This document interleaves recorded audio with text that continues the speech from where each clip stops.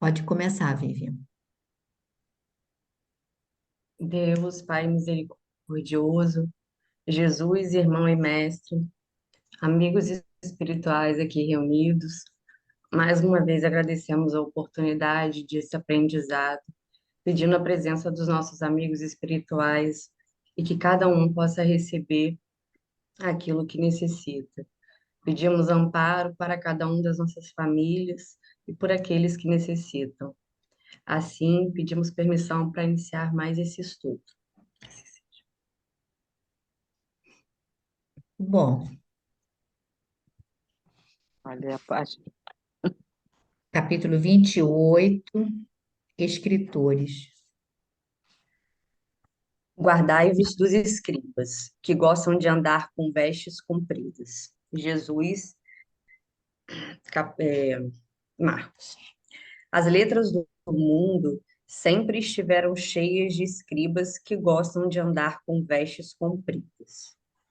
Jesus referia-se não só aos intelectuais ambiciosos, mas também aos escritores excêntricos, que, a pretexto de novidade, envenenam os espíritos com as suas concepções doentias, oriundas da excessiva preocupação com a originalidade. É preciso fugir aos que matam a vida simples. O tóxico intelectual costuma arruinar numerosas existências. Há livros cuja função útil é a de manter aceso o archote da vigilância nas almas de caráter solidificado nos ideais mais nobres da vida. Ainda agora, quando atravessamos tempos perturbados e difíceis para o homem, o mercado de ideias apresenta-se repleto de artigos deteriorados, pedindo a intervenção dos postos de higiene espiritual. Podereis alimentar o corpo com substâncias apodrecidas? Vossa alma igualmente não poderá nutrir-se de de ideais inferiores, na base da irreligião, do desrespeito, da desordem, da indisciplina. Observai os modelos de decadência intelectual e refleti com sinceridade na paz que desejais intimamente. Isso constituirá um auxílio forte em favor da extinção dos desvios da inteligência. Aqui, na verdade, eu acho que é no sentido da gente também se policiar com o que a gente tem hoje em dia, né? Porque a gente tem muitas opções de livros, muitas opções de textos, e nem sempre é o que é real que a gente precisa, porque o que ele fala aqui é que existem escritores excêntricos que, a pretexto de novidade, envenenam o espírito com suas concepções doentias, oriundas da excessiva preocupação de originalidade. Eles buscam algo novo, querem ser diferentes, querem estabelecer novas diretrizes, e, na verdade, nem sempre isso é o que realmente é útil. Ele até fala que há livros cuja função útil é de manter aceso a short da vigilância nas almas de caráter solidificado nos ideais mais nobres da vida. Então, a gente tem que buscar livros, referências que trazem de fato é, ideais nobres, né? Não ideias novas, mas sem ideias construtivas, sem ideias de orientação real. E é o que ele fala, que o mercado de ideias apresenta-se repleto de artigos deteriorados, pedindo a intervenção dos postos de higiene espiritual. E aí ele questiona, né? Poderíeis alimentar o corpo de substâncias apodrecidas, da mesma forma que a alma não poderá nutrir-se de ideias inferiores na base da irreligião, do desrespeito, da desordem e da indisciplina. Então, a gente tem que buscar fontes que trazem isso para a gente. E, e quando a gente não consegue isso, a gente acaba se alimentando de substâncias apodrecidas. E aí ele termina falando: observar os modelos intelectuais e refletir com sinceridade na paz que desejais intimamente. Então, a gente tem que tentar filtrar o que a gente busca numa leitura salutar para a gente realmente absorver o que é importante e bom, e não se perder nessas pessoas que às vezes publicam coisas mais por ego e por ideais e por ideias de desconstruir e que no fundo às vezes não é tão importante. Acho que é mais ou menos isso. Mas quem quiser O que falar a pode falar. gente, o que a gente não sabe, né, Vivian, é a responsabilidade de tudo que a gente coloca no ar aí, né? Tudo que você coloca, você vai influenciar outras mentes. Então, se você influencia positivamente, aquele é um retorno positivo para você. Você está trabalhando pela edificação de consciências, então você será beneficiado com isso. Porém, toda vez que nós, de alguma maneira, influenciamos alguma pessoa de maneira negativa, embora, digamos, seja moda, seja, não é? Você tem a responsabilidade, você vai arcar com o ônus da degradação daquelas pessoas. De uma certa maneira, você ajudou a empurrar aquelas pessoas para o abismo. Então, hoje tem muitas coisas que digam assim, agora é a moda. Então, vem assim aquelas correntes filosóficas que vêm igual uma moda, aí depois elas vem uma outra moda, né? Teve aquele período que não, criança não pode ser corrigida, não pode. Aí, quando começam a surgir os monstrinhos, aí você tem que voltar, não, mas criança a gente tem que corrigir, tem que disciplinar, tem que orientar, etc. e tal. E com isso todo, assim, é, essas ondas de feminismo, muitas vezes desvirtuado, a gente confunde liberdade com libertinagem, são coisas totalmente diferentes, né? Ter uma liberdade de pensar, de agir, é muito diferente de coisas que promovem a libertinagem. E a gente não se dá conta disso, né? Do compromisso. Tinha um autor numa revista chamada O Cruzeiro, uma revista antiga, mas naquela época que não tinha internet, poucas pessoas tinham televisão, então a tiragem dessas revistas, tipo Manchete, Cruzeiro, era imensa, era imensa. E na última página da revista era uma charge enorme de página inteira chamada Amigo da Onça. E aí era sempre assim, de humor uma charge, de humor, mas que o cara que era o amigo da onça sempre aprontava para outra pessoa, ou seja, sempre ele estimulava, se dava bem em cima de. Então, aí esse espírito enfrentou sérias dificuldades na espiritualidade por causa da propagação daquela ideia de você se dar, sabe, de estimular. O chargista, de estimular aquela coisa de você se dar bem, assim, a base, digamos assim, do prejuízo de outra pessoa, né? E era sempre assim, era coisa. E a pessoa às vezes achava, e todo mundo comprava a revista, a primeira coisa que ia pegar lá a charge do cara, porque era engraçada, mas não era edificante, pelo contrário. E aí a gente não se dá conta que vai ter que prestar conta de tudo, de tudo. A gente vai ter que prestar conta dos nossos pensamentos, que dirá das ações. Mas alguém gostaria de falar alguma coisa sobre isso? Esse livro, né, foi escrito, sei lá, na década de 40, né? Mas Quarenta e nunca teve, oito, quarenta e oito. pois é, mas nunca teve Sim, tão atual, né? Que hoje, realmente, com a internet, com as redes sociais, com o WhatsApp, qualquer um joga qualquer conteúdo, né? E nisso vão gerando uma série de. As pessoas vão se alimentando de um monte de besteiras, na verdade, né? Então, a gente vê o que que a gente realmente dá atenção, né? Porque hoje em dia é muito mais perigoso. O que ele escreveu aí, hoje, é muito mais sério, né? verdade. Então, só para a gente guardar que você pode escrever o que você quiser, mas tem que saber que vai ter que dar conta disso, Vai ser do que, responsável pela, né, pelo que isso gerar na pelo mente de fruto, outras né, disso, pessoas, né? com certeza. Bom, mais alguém gostaria de falar alguma coisa? Deixa eu anotar aqui a Fernanda aqui entrando. Então, nós vamos passar para o nosso lar. Estamos no capítulo 27, o trabalho, enfim.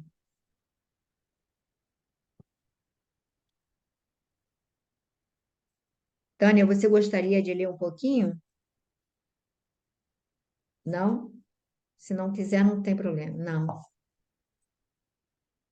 Então, quem que gostaria? Eu posso começar. Pode começar? Posso. Então, Beto vai começar aqui um pouco. Eu trabalho, enfim. É, tem que ser, pode ser. O trabalho, enfim. Nunca poderia imaginar o quadro que se desenhava agora aos meus olhos. Não era bem um hospital de sangue, nem um instituto de tratamento normal da saúde orgânica. Era uma série de câmaras vastas, ligadas entre si e repletas de verdadeiros despojos dos humanos. Singular vozerio pairava no ar. Gemidos, soluços, frases dolorosas pronunciadas a esmo, rostos escaveirados, mãos esqueléticas, faces monstruosas deixavam transparecer terrível miséria espiritual. Tão angustiosas foram minhas primeiras impressões que procurei os recursos da prece para não fraquejar. Tobias, imperturbável, chamou velha servidora que acudiu atenciosamente. Vejo poucos auxiliares, disse admirado. O que aconteceu? O ministro Flaco esclareceu a velhinha em tom respeitoso. Determinou que a maioria acompanhasse os samaritanos para os serviços de hoje nas regiões do umbral. Porque não te explicar energias, tornou ele, sereno. Não temos tempo a perder. Irmão Tobias, por caridade, gritou um ancião gesticulando, agarrado ao leito, à maneira de louco. Estou a sufocar. Isto é 1000 vezes pior que a morte na terra. Socorro, socorro. Quero sair, sair. Quero ar, muito ar. Tobias aproximou-se, examinou-o com atenção e perguntou: por que teria o ribeiro piorado tanto? Experimentou uma crise de grandes proporções, explicou a serva. E o assistente Gonçalves esclareceu que a carga de pensamentos sombrios emitidos pelos parentes encarnados era a causa fundamental desse agravo de perturbação. Visto achar-se ainda muito fraco e sem ter acumulado força mental suficiente para desprender-se dos laços mais fortes do mundo, o pobre não tem resistido, como seria de desejar. Pode parar, Beto. Pode comentar. Não, pode comentar isso. Então, alguém gostaria de comentar aí para o Beto? Ele estava fazendo parceria. Socorro. É. Babi, pode me socorrer.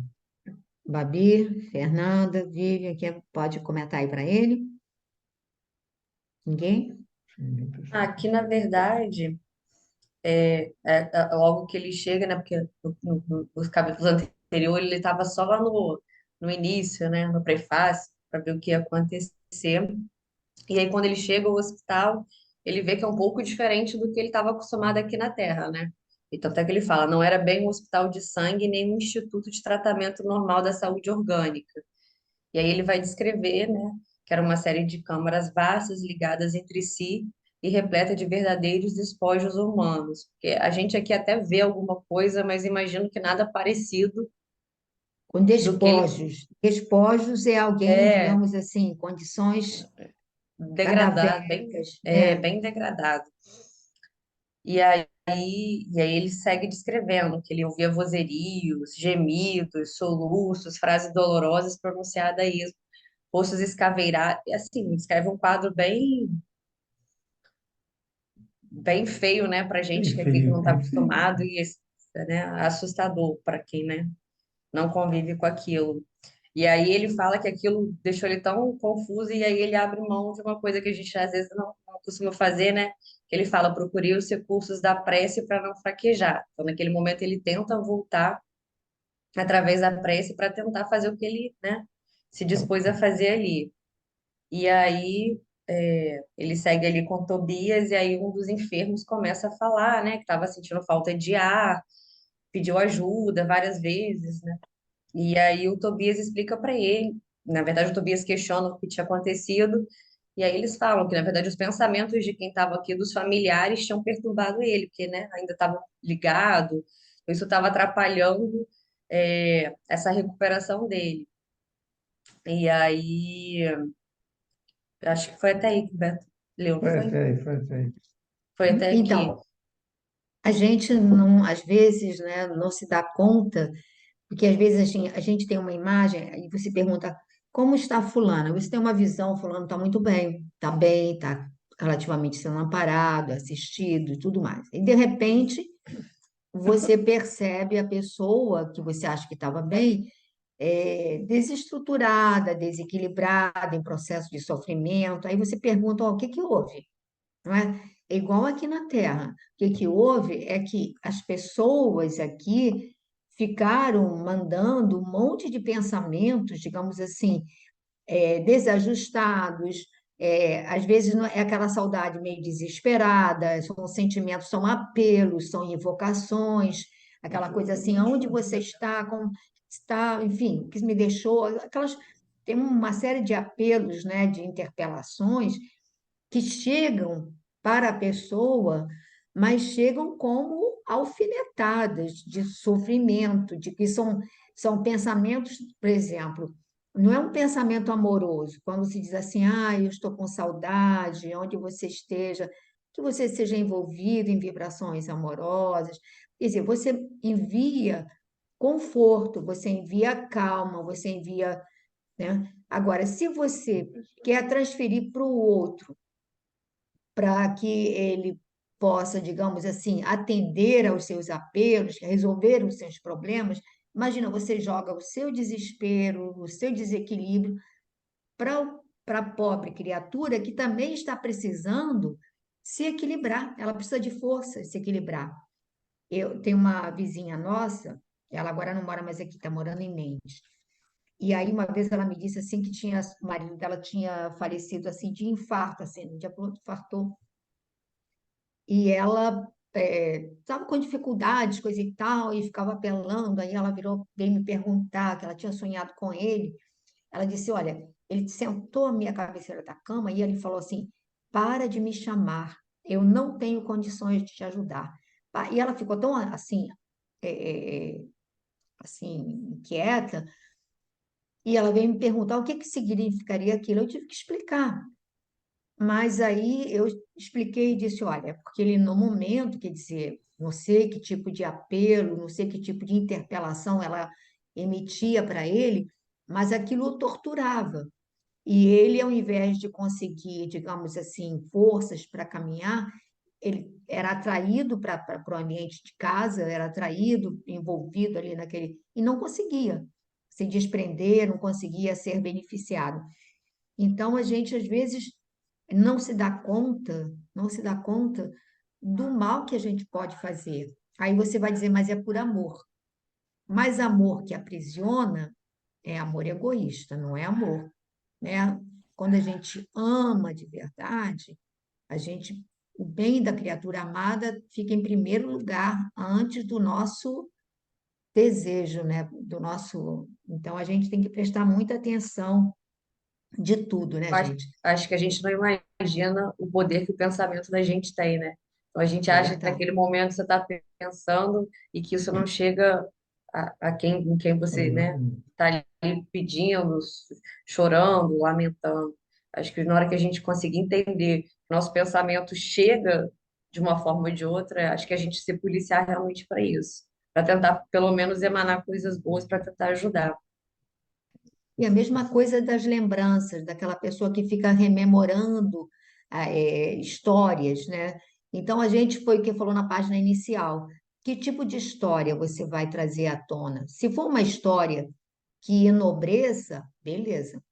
Mas se forem assim situações em que vai colocar em evidência determinadas características não muito salutares, aquilo também vai atormentar a pessoa, porque de repente a pessoa está hoje vendo de uma outra maneira e aí a gente fica só lembrando de coisas que, digamos assim, seriam pejorativas. Então a gente tem que ter assim o respeito, né?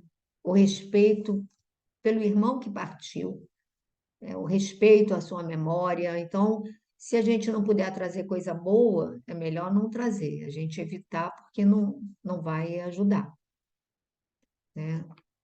Alguém gostaria de comentar alguma coisa? A gente não pode esquecer que ele entrou numa crise enlouquecida, né? E você vê que ele diz que o que ele está sentindo nesse aprisionamento dessas correntes mentais, ele se sente sufocar, que era pior do que morrer.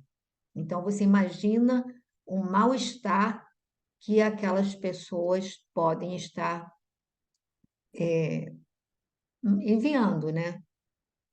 E aí e às vezes a gente não envia diretamente, mas falamos sobre, né, coisas que vão afetar aquela pessoa indiretamente, né? Então a gente precisa ver. Bom, quem gostaria de continuar a leitura? Quer ler um pouquinho, Fernando? Posso ler? Enquanto o generoso Tobias acariciava a fronte do enfermo, a serviçal prosseguia esclarecendo. Hoje, muito cedo, ele se ausentou sem consentimento nosso, a correr desabaladamente. Gritava que lhe exigiam a presença no lar, que não podia esquecer a esposa e os filhos chorosos, que era crueldade retê-lo aqui, distante do lar. Lourenço e Hermes esforçaram-se por fazê-lo voltar ao leito, mas foi impossível.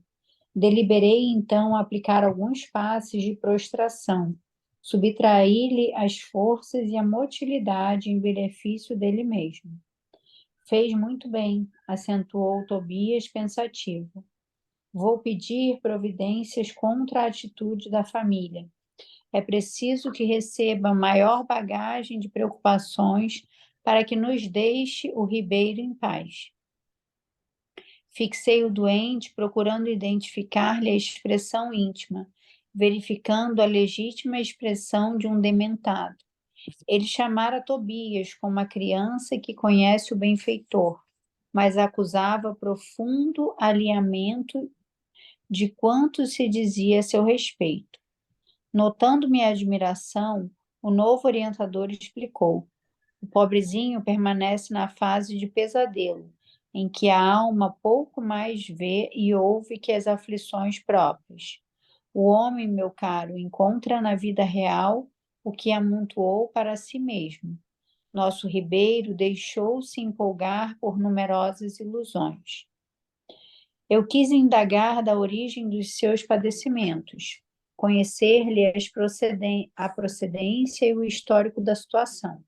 Entretanto, recordei as criteriosas ponderações da mãe de Lísias relativas à curiosidade e calei.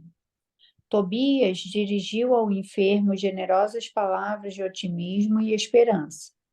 Prometeu que iria providenciar recurso a melhoras, que mantivesse calma em benefício próprio e que não se aborrecesse por estar preso à cama. Ribeiro, muito trêmulo, rosto ceráceo, esboçou um sorriso muito triste e agradeceu com lágrimas. Pode comentar, filho. Então, aí ele começa falando, né, do início da crise dele, em que ele, como se tivesse tido um acesso de loucura, começou a sair correndo e gritando que precisava voltar, que não era justo com a família dele mantê-lo preso ali. E aí, como eles não conseguiram, né, fazer com que ele voltasse ao leito por vontade própria, eles acabaram dando um passe, né, para que ele perdesse um pouco das forças e da motilidade e conseguisse ser levado, né, pelos amigos até a cama e não conseguisse sair de lá, né, não tivesse forças para levantar nem sair de lá, e talvez por isso também ele sinta essa falta de ar, né. E aí ele faz a ponderação, né, de que vai pedir providências contra a atitude da família. Então, até já foi comentado isso aqui outras vezes, né?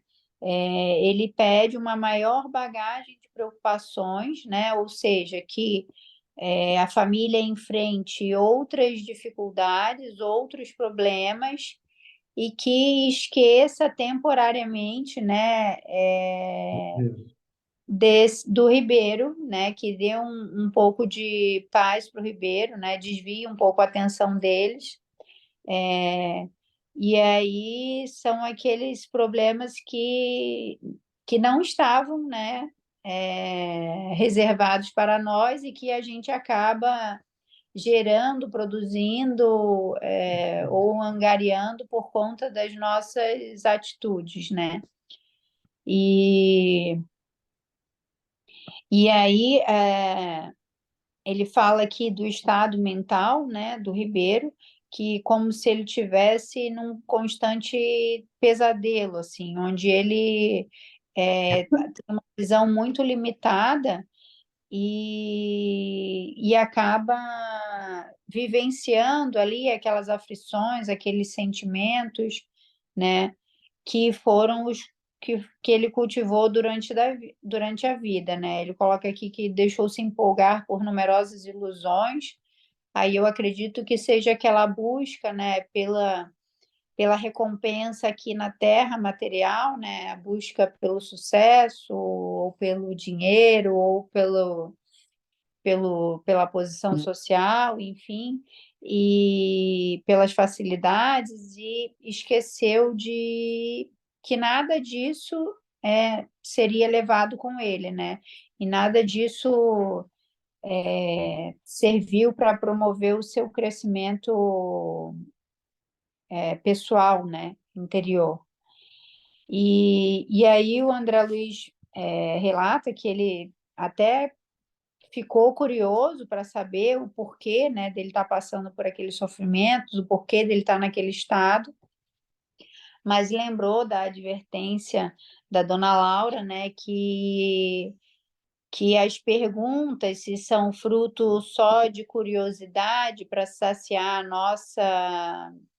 a nossa curiosidade mesmo, né, e que não vai trazer nenhum proveito, né, se aquela pergunta não vai servir, né, para aprendizado ou para crescimento, ou não vai trazer nada de bom, que é melhor que ela não seja feita. A curiosidade só realmente por frivolidade ou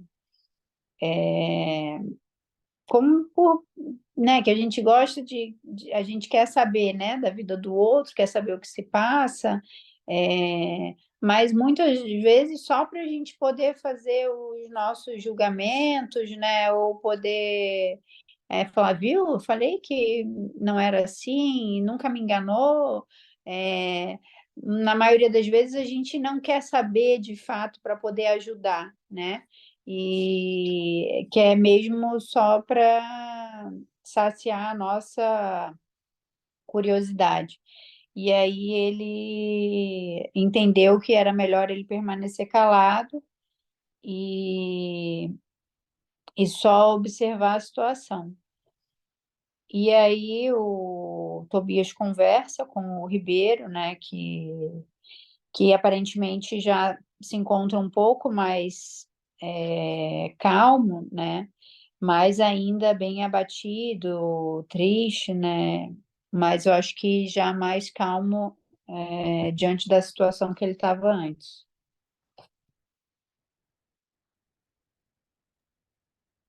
Você colocou muito bem, e eu só reforço exatamente aquilo que o Emmanuel diz, que grande parte dos nossos problemas e das nossas dificuldades são geradas por nós mesmos e muitas delas não seriam necessárias. Então, veja bem, essa família, para parar de pensar no pobre do Ribeiro, né, o pai, ou do marido, ela vai receber uma carga maior de preocupações. Então, é uma enfermidade que não teria razão de ser, mas ela vai surgir para que a pessoa foque na enfermidade e esqueça, dê uma trégua mental para o pobre do nosso Ribeiro. Então, são coisas que a gente precisa também avaliar. Quem diria que, de repente, alguém vai me arrumar é uma enfermidade ou uma dificuldade qualquer, ou um problema que você não vê motivo, e que ele surge e que vai ocupar sua mente de uma maneira mais assim, Intenso. plena, mais intensa, para que aquela tal história é a dor maior que faz você esquecer uma dor menor. Você está com um problema assim, aí surge um problema maior, você esquece a dor menor. Então, isso aí é um mecanismo que a espiritualidade utiliza para impedir que, digamos, eles possam perturbar mentalmente o pobre do irmão que se encontra combalido, em recuperação e com dificuldades, né? Muita dificuldade ainda. Se ele fosse um espírito mais elevado, talvez não tivesse essas dificuldades. Alguém gostaria de fazer mais alguma colocação? Maria Carolina, quer colocar alguma coisa? Jefferson? Não, Não. Isabela? Também não? Quer continuar a leitura, Isabela? Não? Tuane, quer continuar a leitura? Seguimos através de numerosas filas de camas bem cuidadas, sentindo desagradável exalação ambiente, oriunda, como vim a saber mais tarde, das emanações mentais dos que ali se congregavam, com dolorosas impressões da morte física e muita vez sob o império de baixos pensamentos. Reservam-se estas câmaras, explicou o companheiro bondosamente, apenas a entidades de natureza masculina. Tobias, Tobias, estou morrendo a fome e sede. Brandava um estagiário. Socorro, irmão, gritava outro.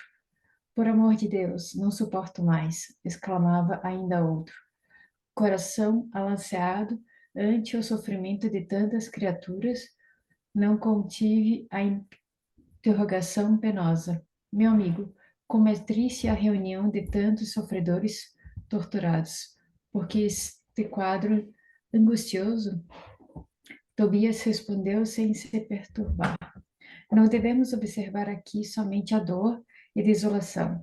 Lembre, meu irmão, que estamos doentes em que esses doentes estão atendidos, que já se retiraram do umbral, onde tantas armadilhas aguardavam as imprevidentes, descuidosos de si mesmo. Nesses pavilhões, pelo menos, já se prepararam para o serviço regenerador. Quantas lágrimas que vertem! Recordemos que devem a si mesmo esse padecimento. A vida do homem estará centralizada onde centralize ele o próprio coração. E depois de uma pausa, em que parecia surtos a tantos clamores, acentuou: são contrabandistas na vida eterna. Como assim? Ateliê interessado. O intercultor sorriu e respondeu em voz firme: acreditavam que as mercadorias propientes terrestres teriam o mesmo valor nos planos do espírito. Suponham que o prazer criminoso, o poder do dinheiro, a revolta contra a lei e a imposição dos caprichos atravessariam as fronteiras do túmulo e vigorariam aqui também, oferecendo-lhe ensejos de disparates novos. Foram negociantes imprevidentes, esqueceram de cambiar as posses materiais em créditos espirituais. Não aprenderam as mais simples operações de câmbio no mundo. Quando iam a Londres, trocavam contos de réis por libras esterlinas. Entretanto, nem com a certeza matemática da morte carnal se animaram a adquirir os valores espirituais. Agora, que fazer? Temos os milionários das sensações físicas transformados em mendigos da alma. Bom, para aí, Tony. Quer comentar? Vou tentar, dona Pepita. Quando eu comecei a ler essa parte, deu a impressão que os pedidos de socorro que eles colocavam eu acho que porque por eles terem deixado do umbral, eles começaram a achar que teriam uma possibilidade de ter uma recuperação mais vantajosa, assim, por eles estarem nessa área, que eles pedindo, suplicando, eles seriam atendidos e eles Não, estariam passando por isso mais não, rápido? não, Tuane. Na realidade, eles foram recolhidos, porque eles já devem ter, de alguma maneira, minimizado a densidade do perispírito deles, a densidade, de alguma, eles já devem ter penado, passado pelo umbral, já devem ter penado ali bastante, e agora eles estão recolhidos, mas a maioria deles está sendo ainda, está ali num estado de loucura. Ou seja, é o que ele disse, eles concentram, quando ele fala do pesadelo do Ribeiro, que é alguém que está centrado nas próprias emoções, que ele não conseguia nem perceber o que se falava a respeito dele, tão focado que ele estava no próprio sofrimento. Uhum. E aí ele vai falar que são pessoas que não cultivaram, em hipótese alguma, que se de maneira a espiritualidade enquanto encarnados. Viveram para aproveitar o máximo que podiam do que a vida pode oferecer. E eu acho que todos nós, de uma certa maneira, conhecem pessoas assim vinculadas. Nós temos na família pessoas assim que acham que tem que aproveitar, porque a vida é uma só, e aí a gente tem que aproveitar o máximo de prazer. E às vezes eu me pergunto, meu Deus, quando chegar o sofrimento de verdade, quando bater a porta, como é que vai ser o impacto? Como é que vai ser o impacto se a pessoa viveu apenas para usufruir e curtir ao máximo tudo que pode, né, levar, intensificar o prazer ao máximo? Então, ele vai dizer que aonde está o nosso coração, está o nosso tesouro. Então, se você só colocou, só focou todos os seus motivos, as suas buscas, seus interesses nos valores passageiros, que não tem valor lá, como é que. Aí ele vai dizer, são contrabandistas na espiritualidade. Receberam bênçãos, todos nós, a gente cansa às vezes de reclamar, reclamamos disso, reclamamos daquilo, somos capazes de reclamar do nosso corpo, ou do emprego, ou da moradia, a gente reclama de tudo. E não consegue perceber um monte de oportunidades que nos foram dadas. Porque só o fato de estarmos aqui reencarnados, em corpos sãos, né, tendo os sentidos funcionando plenamente, né, todos nós temos capacidade de pensar e discernir o certo do errado. Temos a capacidade de ouvir e interpretar. Temos a capacidade de ver o universo à nossa volta naquilo que é palpável, claro. Quer dizer, nós temos uma inteligência, temos tudo. Então, aí você vê, eu vim sozinho, fui jogado num canto ao nascer? Não. Eu fui acolhido por braços amorosos que me cuidaram. Aí você vai assim, não, mas a minha mãe ou meu pai não eram o que eu queria. E quem disse que a gente merecia aquela mãe ideal ou pai ideal? E tem que ver também que cada um é aquilo que pode ser, não é? Então a gente tem uma tendência a focar só naquilo que a gente não gosta e não consegue focar todos os benefícios que nós temos. Então, o fato da gente se sentir acolhido, amado. Gente, quantas pessoas passam pela vida sem ter uma expressão mais nítida de afeto? Quantas pessoas têm uma vida solitária, praticamente do berço, uma infância torturada, uma juventude complicada, uma velhice solitária, ou seja, passam pela vida num processo, digamos assim, de solidão, de desnutrição afetiva, e a gente não se dá conta do que tem, a gente não consegue valorizar. Então, aqui, ele vai mostrar que essas pessoas certamente receberam uma série de patrimônios para transformá-los em valores aquisitivos de valores espirituais. Então, eu não recebi a inteligência apenas para ficar maquinando a melhor maneira de eu enriquecer mais que os outros, né? Eu não recebi um corpo saudável para não fazer nada, para ficar sonhando que meu dia tem que ser na praia, tirando surf ou qualquer outra coisa. Não, eu recebi um corpo perfeito para me tornar produtivo, para não ser um peso à economia cósmica, à economia divina. Então, a gente precisa se dar conta disso. Então, essas pessoas, ao desencarnar, vão enfrentar muitas dificuldades, porque não tem esses valores desenvolvidos, né? O valor, né, de cultivo, né, desse lado espiritual. A gente pode até não se dar conta de quanto isso é importante, quanto isso tem, pode nos ajudar, né? Mas eu não sei se te esclareci mais Sim, alguma coisa que esclareceu. você queira. Então, aí nesse trecho, eles esqueceram de cambiar as posses materiais em créditos espirituais. Não aprenderam as mais simples operações de câmbio no mundo. Então, que até tudo que a gente tem, que a gente está assim, não, mas eu consegui com o meu dinheiro, com o meu trabalho, com o meu suor, porque Deus permitiu. Que tem gente que trabalha, trabalha, trabalha, trabalha e não consegue nem juntar o dinheirinho para pagar as contas essenciais, né? Não consegue colocar alimento dentro de casa. E a gente sabe de casos da pessoa sair de madrugada de casa, trabalha em serviços pesados, exaustivos, volta, por exemplo, aqui no Rio de Janeiro, quem mora na periferia, na Baixada Fluminense, essas pessoas levam, às vezes, 4 horas para chegar no trabalho. A gente já teve várias reportagens, levam 4 horas para chegar no trabalho, 4 horas para depois voltar para casa.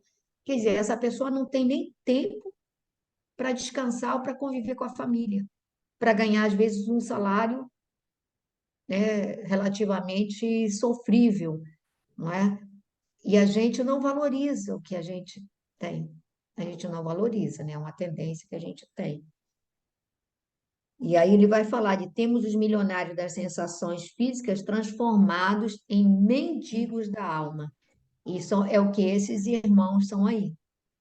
E aí a gente vai ver que quando André Luiz é socorrido, ele vai para as câmaras, mas não nessa condição. Ele vai para enfermarias amplas, para quarto confortável. Ele não vai para esse estado de loucura, né? Aí por isso que ele até estranha quando chega lá, né? Que é praticamente um hospício, né, Vivian? Tá mais para hospício do que É cena de filme de que terror. pois é, né, Andréia? Né? O Hospital do Recanto de Maria é melhor, não é, Andréia? Com certeza, né? A Andréia está muito. Então, gostaria de saber quem é que gostaria de ler um pouquinho. Falta um trecho aqui. Jefferson quer ler? Carolina? Alguém quer ler aí? Adilmar, não sei nem se está com livro. Eu leio sim, mas a interpretar é mais difícil. Tá bom, então vai lendo. Realíssimo. Tobias não podia ser mais lógico.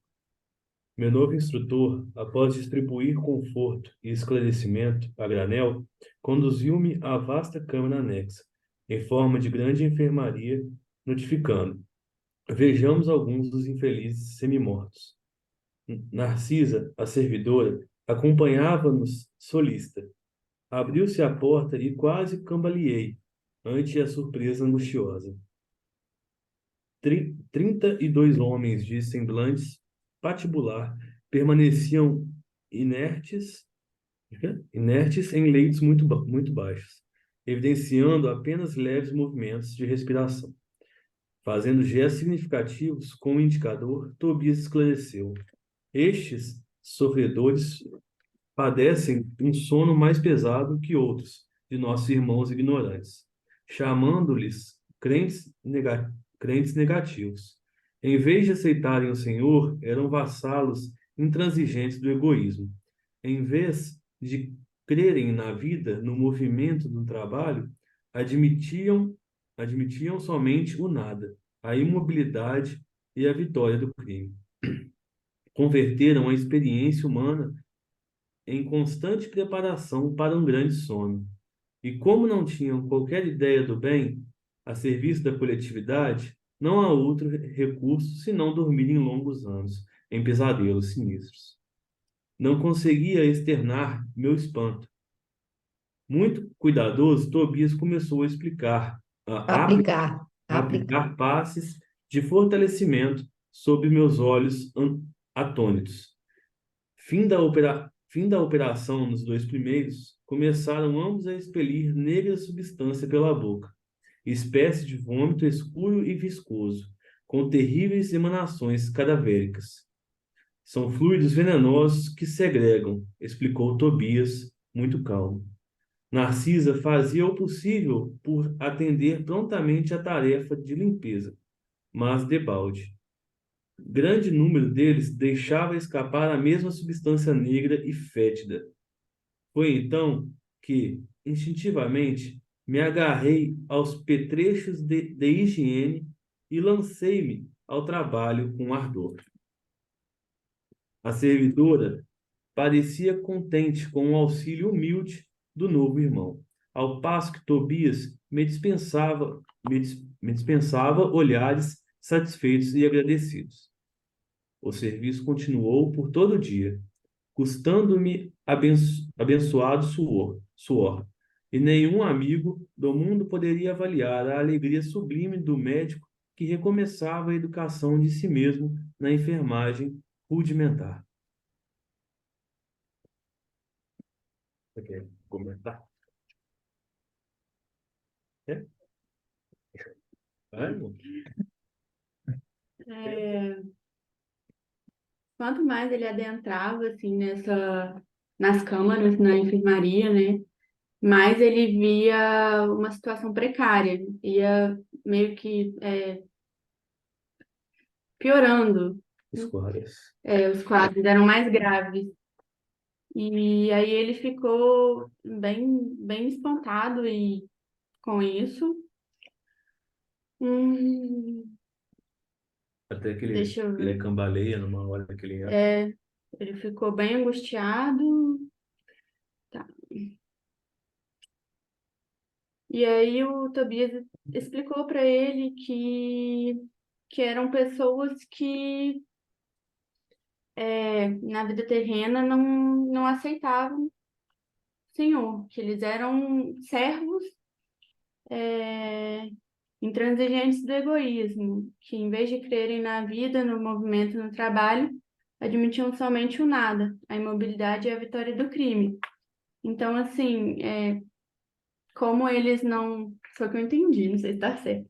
Mas como eles não trabalharam na vida terrena Na espiritualidade. a espiritualidade, o serviço de coletividade, eles se prepararam para permanecer na vida espiritual adormecidos.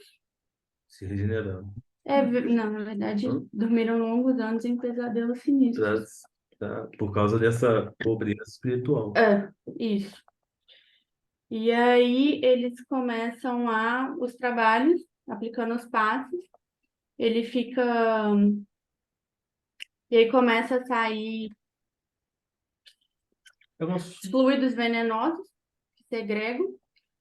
Ele vendo que era muito trabalho para o Tobias e para Narcisa, ele se prontifica a começar a fazer de forma natural ali. E aí ele percebe que ele, tanto a Narcisa quanto o Tobias aprovam a atitude dele de começar a ajudar. E ele se sente muito grato por isso, de estar começando assim, reorientar e se redescobrir ali dentro dessa enfermagem rudimentar, como ele fala no final. Não sei se foi isso, mas Muito bem, Carol. Toma E coragem e valor, que bom. Então, muito bem. Na realidade, a gente tem que lembrar que ele foi um médico importante, que ele tinha um nome, e ele tudo que ele queria era poder chegar e começar a trabalhar como médico em nosso lar. Mas aí, quando ele viu que ele não tinha, não podia pedir isso, porque ele, na realidade, só tinha sido médico de corpos, não tinha aprendido a analisar a alma humana, né? Então, ele aceita essa. E a dona Laura o orienta que a primeira oportunidade que ele tivesse, ele abraçasse o trabalho.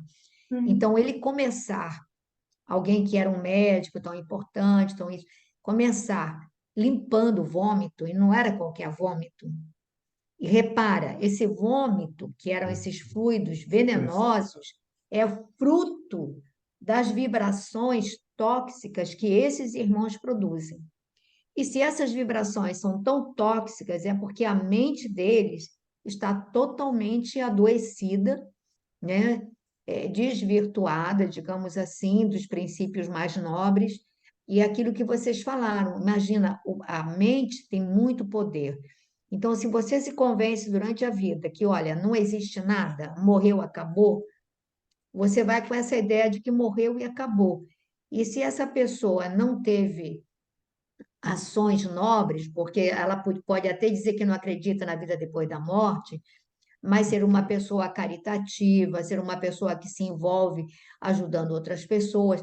Então, mesmo que ela diga que não acredita, ela vai ter a favor dela ações de bondade, ações de. Mas se junto com essa negação a pessoa vive exclusivamente para o seu, né, para si mesmo, então ainda tem, junto com a negação, tem o egoísmo. Ele diz aqui, né? E se junto com essa negação e esse egoísmo ela ainda tiver ações prejudiciais ou negativas, ela está realmente muito mal. E repara que ela está segregando substâncias que são viscosas, elas mau odor, né? Tudo, né? Uma sensação vai dar uma sensação de mal-estar muito grande. Fala, Ele Beto. diz aqui, né? Eles converteram a experiência humana em constante preparação para o grande sono. E como não tinham qualquer ideia do bem a serviço da coletividade, não há outro recurso senão dormir longos anos em pesadelos sinistros. Pois é. Eles não tinham nada que os levasse a cometer alguma coisa de bom a É. serviço da coletividade. E aí a gente tem que ver, a Carol também, ela reforçou isso, eles estão dormindo, mas a gente não pode achar que estão dormindo tranquilamente, em berço esplêndido. Eles estão dormindo em pesadelos terríveis, sinistros, como ele diz, né? Então, esses pesadelos são as ações que eles praticaram durante a vida que se repetem ali e os atormentam profundamente. Então, olha como é que é importante a gente estar assim, reservando algumas horinhas da nossa semana para pensar nesse lado espiritual, no que nos, né, tentar elevar a nossa mente. A gente não pode negar que, digamos assim, esse processo, essas reflexões, esses estudos, eles alargam a nossa percepção do que pode ser uma realidade espiritual. Eles vão nos abrir as comportas da nossa mente para um entendimento maior. E isso vai nos ajudar muito, não só depois da morte, né? Mas agora, nós já começamos a nos policiar mais. A gente não vira santo, mas a gente às vezes vai falar algumas coisas, aí a gente já segura. Se está assim um grupo fazendo certos comentários, a gente já tenta sair para não reforçar aquilo. Se a gente pode fazer algo por alguém, a gente vai fazer. Ou seja, há um processo que nos mobiliza para sair da nossa concha e, sabe, sermos mais solidários, né, com aqueles que estão ao nosso redor, né? Alguém gostaria de falar alguma coisa? 6 Só, minutos, tá? só o último comentário, né, que eu achei muito interessante quando você começou a falar do que ele era médico e recomeçou, né?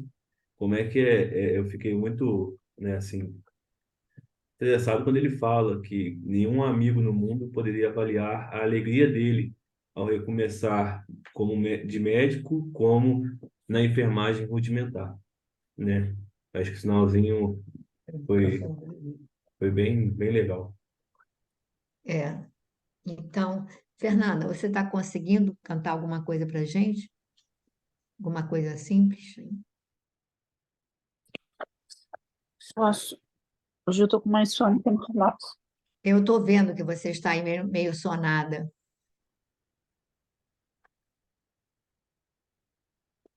Senhor, quero te agradecer pelo dia que nasceu, pelos dias que vão vir. Senhor, ouve a minha oração, ouve o meu coração a dizer obrigado, Senhor,